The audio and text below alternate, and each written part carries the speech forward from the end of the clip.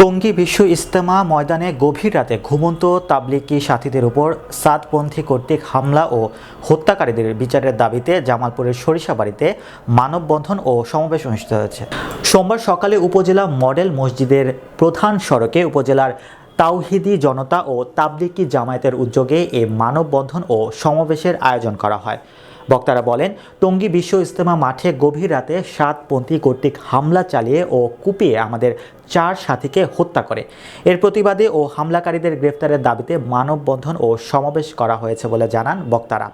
মানববন্ধনে সরিষাবাড়ী হাফিজিয়া মাদ্রাসার মুহতামিম হাফেজ মাওলানা শহীদুল ইসলামের সভাপতিত্বে বক্তব্য রাখেন উপজেলা ইমাম সমিতির সভাপতি নাজমুল হুদা ফয়েজি, সহ-সভাপতি মুফতি মাহবুবুর রহমান, উপজেলা ওলামা পরিষদের সভাপতি আবু বকর সিদ্দিক, মুফতি জিল্লুর রহমান, সরিষাবাড়ী উপজেলা মডেল মসজিদের ইমাম আবু সাইদ কাশিমি, মাওলানা মিজানুর রহমান সহ ইসলামী ছাত্র আন্দোলন সরিষাবাড়ী থানা শাখার সভাপতি নাজমুল হাসান রিফাত। বিভিন্ন এলাকা থেকে দিন দরদি মুসলমান ওলামায়ে হযরতদের সঙ্গে সংক্ষিপ্ত বক্তৃতা শেষ করছি।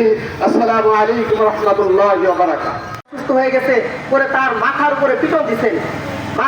তার বয়স আনুমানিক প্রায় 80 বড় ভরাক্রান্ত হৃদয় নিয়ে